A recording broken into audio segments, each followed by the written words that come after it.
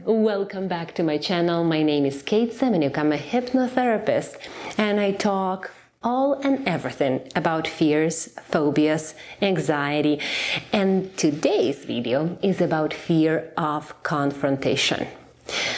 Very often we find ourselves that we are kind of like avoiding it, or we are afraid of it. We're anxious if we know it's going to happen. Fear of confrontation is not about that conflict that is going to happen.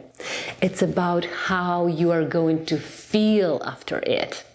So remember, for your mind, there is no one like you but you. We feel like, no, that's not true. I always prioritize someone else. No. You prioritize someone else because you're afraid what you are going to feel if you don't. Okay? So it's all about us usually. So when you are afraid of confrontation, you're afraid of how you're going to feel after the confrontation, or what people will say about you, which is also how you are going to feel after that. There are two ways how you can deal with confrontation. You can avoid it. Like, you're a kind person, right? You were growing up in this environment where we don't get into conflicts. I don't want to create any confrontation.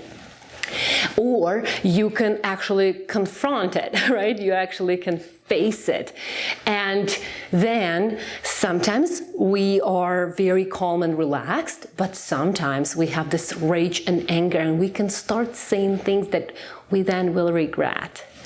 Or we can start getting all of the dirt out of what we feel, which is not bad. We need to get it out, but sometimes we can get other people hurt, and that's what's actually not good for a relationship. What are the symptoms of the fear of confrontation? Remember, all the fears are in your subconscious mind. There are healthy fears and there are dysfunctional, unhealthy fears. So healthy fears is the one that you are actually, just to save your life. You don't drive on the opposite side of the road, or you don't jump off the cliff. But there are dysfunctional fears. I call them friends with bad influence. You invite them at some point to protect you. So fear of confrontation can have these symptoms. Low tonality, when you are sensing that something is going to happen. So for example, if you're in a meeting and you're looking at a couple of people who are starting an argument and you realize that you can actually get there as well without you even wanting that, you can start to talk quieter. You can lower your tonality. So why that happens is because fear usually makes us speak quieter. It's like we don't have words. It's a protective mechanism in a fight or flight mode, and any fear will get you in a fight or flight mode at some point. You get this restricted breathing. And when we have restricted breathing, we might have a lower tonality, right? Stumbling over words as well can be a symptom of the fear of confrontation. If at some point you've already saw people who had confrontation, argument, fight, your mind sometimes doesn't understand if it's happened between them or you were involved. Do you know what I mean? Sometimes your mind doesn't realize, so you feel like you were there. You could feel, if you're a very sensitive person, you will feel those feelings as well. You will feel sorry for them, sympathetic, compassion. So you might feel the same. You might not even realize that there is nothing, it's nothing to do about you. So you might feel guilt and shame.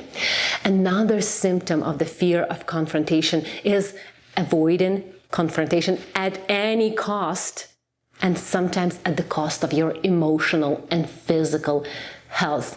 How does it show up? Usually bottled up emotions. Bottled up.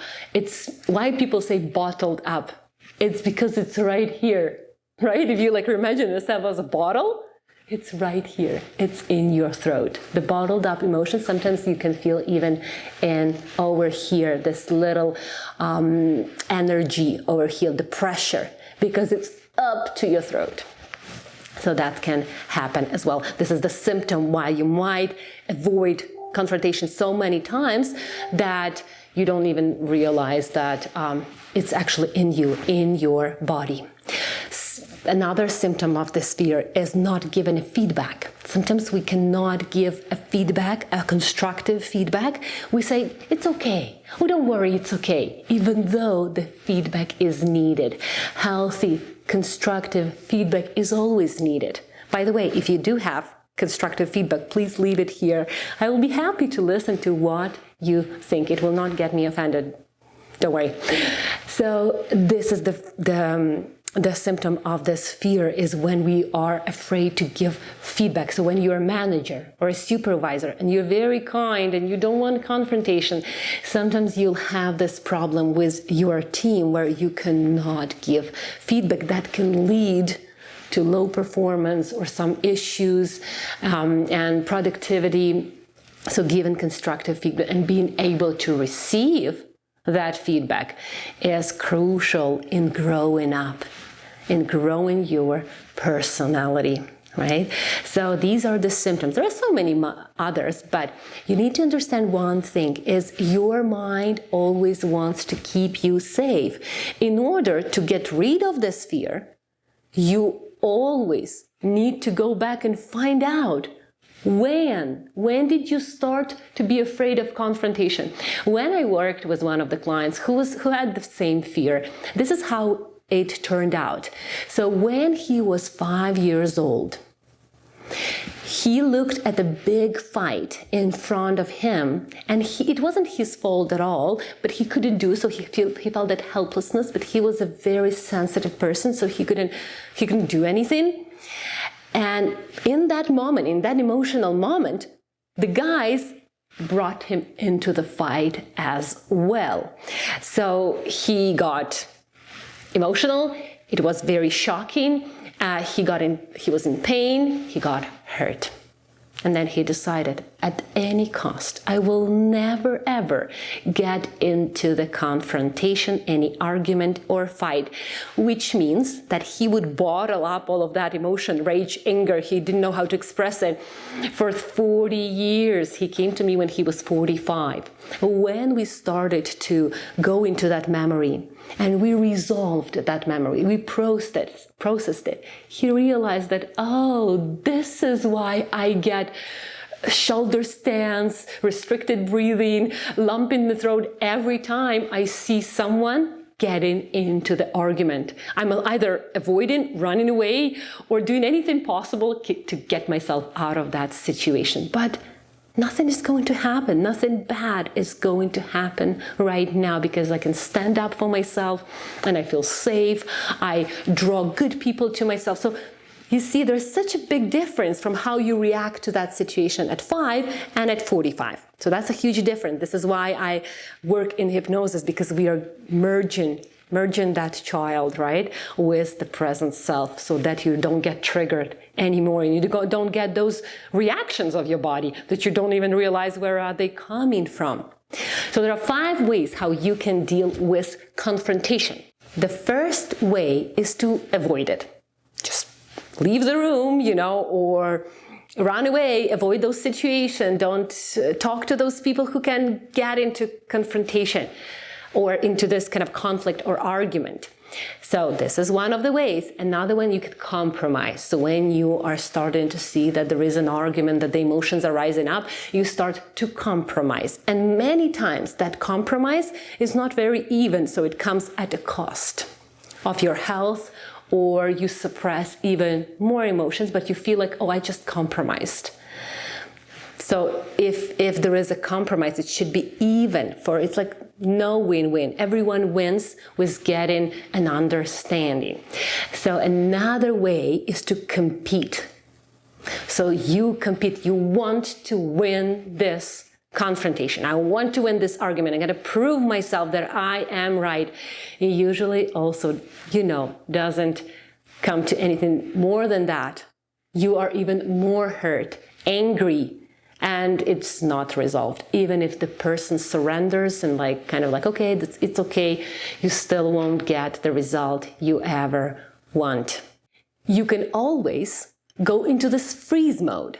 Number 4, you go into this freeze mode. You freeze and you cannot say anything else. So you kind of adapt right? So you are in a freeze mode whenever there is a confrontation. I'm just going to sit quiet as a mouse and not talk. That's also a strategy.